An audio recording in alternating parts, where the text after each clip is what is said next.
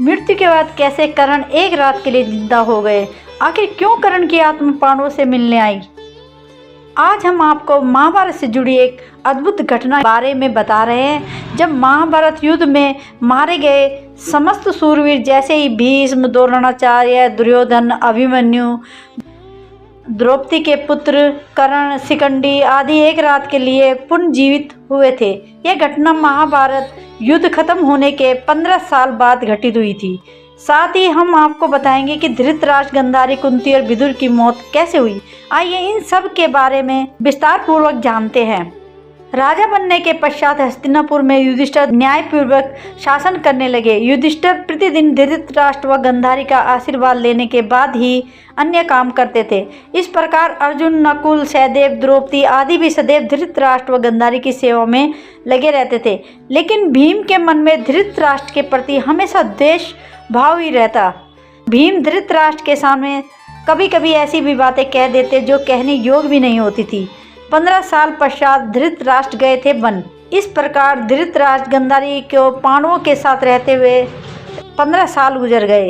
एक दिन भीम ने धृतराष्ट्र व गांधारी के सामने कुछ ऐसे बातें कह दी जिसे सुनकर उनके मन में बहुत शोक हुआ। धृतराष्ट्र ने सोचा कि पांडवों के आश्रय में रहते हुए बहुत समय हो चुका है, इसलिए अब हम वनप्रस्थ आश्रम वन में ही रहना ही उचित है। गांधारी ने भी धृतराष्ट्र के साथ वन जाने में सहमति दे दी। धृतराष्ट्र व गांधारी के साथ विदुर व संजय ने भी वन जाने का निर्णय किया। कार्तिक पूर्णिमा के दिन वन में गए थे धृतराष्ट्र। वन जाने का विचार कर धृतराष्ट्र ने युधिष्ठिर को बुलाया और उनके सामने पूरी बात कह दी। पहले तो युधिष्ठिर को बहुत दुख हुआ, लेकिन बाद में महर्षि वेदव्यास के कहने पर युधिष्ठिर मान गए। जब युधिष्ठिर को पता चला कि धृतराष्ट्र व गांधारी के साथ विदुर व संजय भी वन जा रहे हैं तो उनके शोक की सीमा ना रही। धृतराष्ट्र ने बताया कि वह कार्तिक मास की पूर्णिमा को वन में यात्रा करेंगे। वन जाने से पहले धृतराष्ट्र ने अपने पुत्र व अन्य परिजनों के श्राद्ध के लिए युधिष्ठिर से धन मांगा। भीम ने देवतावश धृतराष्ट्र को धन देने से इनकार कर दिया। युधिष्ठिर ने उन्हें फटकार लगाई और धृतराष्ट्र को बहुत सा धन देकर श्राद्ध कर्म संपूर्ण करवाया। तय समय पर धृतराष्ट्र, गांधारी, विदुर व संजय ने वन यात्रा आरंभ की। इन सभी को वन जाते देख पांडवों की माता कुंती ने भी वन में निवास करने का निश्चय किया। पांडवों ने उन्हें समझाने का बहुत प्रयास। कुंती भी धृतराष्ट्र और गांधारी के साथ वन चली गई।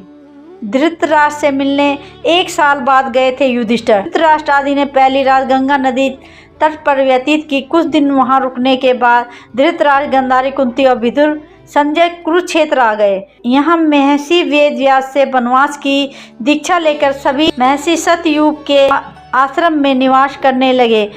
वन में रहते हुए धृतराष्ट्र घोर तप करने लगे। तप से उनके शरीर का मांस सूख गया। फिर वह महर्षियों की तरह जटा धारण और भी कठोर तप करने लगे। तप से उनके मन का मोह दूर हो गया। गांधारी और कुंती भी तप में लीन हो गई। विदुर और संजय उनकी सेवा में लगे रहते और तपस्या भी किया करते थे। इस प्रकार वन में रहते हुए धृतराष्ट्र आदि को लगभग 1 वर्ष बीत गए। हस्तिनापुर में एक दिन राजा युधिष्ठिर के मन में वन में रह रहे अपने परिजनों को देखने की इच्छा हुई। युधिष्ठिर ने अपने सेना प्रमुखों को बुलाया और कहा कि वन जाने की तैयारी करो। मैं अपने भाइयों और परिजनों के साथ वन में रह रहे धृतराष्ट्र, माता गांधारी व कुंती आदि के दर्शन करूंगा। इस प्रकार पांडवों ने अपने पूरे परिवार के साथ वन जाने की यात्रा आरंभ की। पांडवों के साथ वह नगरवासी भी थे जो धृतराष्ट्र आदि के दर्शन करना चाहते थे। युधिष्ठिर के शरीर में समा गए थे विदुर जी के प्राण। पांडव अपने सेना के साथ चलते चलते स्थान पर आ गए जहां धृतराष्ट्र, गांधारी और कुंती रहते थे। जब युधिष्ठिर ने उन्हें देखा तो वह बहुत प्रसन्न हुए और मुनियों के वेश में अपने परिजनों को देखकर उन्हें शोक भी हुआ। धृतराष्ट्र, गांधारी और कुंती भी अपने पुत्र व परिजनों को देखकर बहुत प्रसन्न हुए। तब युधिष्ठिर ने वहां विदुर जी को नहीं देखा तो धृतराष्ट्र से उनके बारे में पूछा। धृतराष्ट्र ने बताया कि वह कठोर तप कर रहे हैं। तब युधिष्ठिर को विदुर उसी ओर आते हुए दिखाई दिए, लेकिन इतने सारे लोगों को देखकर विदुर जी पुनः लौट गए। युधिष्ठिर उनसे मिलने के लिए पीछे पीछे दौड़े। तब वन में एक पेड़ के नीचे उन्हें विदुर जी खड़े हुए दिखाई दिए। विदुर जी के शरीर से प्राण निकले और युधिष्ठिर में समा गए। जब युधिष्ठिर ने देखा कि विदुर जी के शरीर में प्राण नहीं है तो उन्होंने उनका देह संस्कार करने का निर्णय लिया। तभी आकाशवाणी हुई कि विदुर जी संन्यास धर्म का पालन करते थे, इसलिए उनका देह संस्कार करना उचित नहीं है। यह बात युधिष्ठिर ने धृतराष्ट्र को बताई। मुख से यह बात सुनकर सभी को आश्चर्य हुआ। यमराज के अवतार थे विदुर। युधिष्ठिर आदि ने वह रात वन में ही बिताई। अगले दिन धृतराष्ट्र के आश्रम में महर्षि वेदव्यास आए। जब उन्हें पता चला कि विदुर जी ने शरीर त्याग दिया, तब उन्होंने बताया कि विदुर धर्मराज यमराज के अवतार थे और युधिष्ठिर भी धर्मराज का ही अंश है, इसलिए विदुर जी के प्राण युधिष्ठिर के शरीर में समा गए। महर्षि वेदव्यास से धृतराष्ट्र, गांधारी और कुंती से कहा कि आज मैं तुम्हें अपनी तपस्या का प्रभाव दिखाऊंगा, तुम्हारी जो इच्छा हो वह मांग लो। तब धृतराष्ट्र व गांधारी ने युद्ध में मृत अपने पुत्र तथा कुंती ने कर्ण को देखने की इच्छा प्रकट की। द्रौपदी आदि ने कहा कि वह भी अपने परिजनों को देखना चाहती है। महर्षि वेदव्यास ने कहा कि ऐसा ही होगा, युद्ध में मारे गए जितने भी वीर हैं उन्हें आज रात तुम सभी देख पाओगे। ऐसा कहकर महर्षि वेदव्यास ने सभी को गंगा तट पर चलने के लिए कहा। महर्षि वेदव्यास के कहने पर सभी गंगा तट इकट्ठे हो गए और रात होने का इंतजार करने लगे। विधवा स्त्री अपने पतियों के साथ कूद गई थी गंगा में। रात होने महर्षि वेदव्यास ने गंगा नदी में प्रवेश किया और पांडव व कौरव पक्ष से सभी मृत योद्धाओं का आह्वान किया।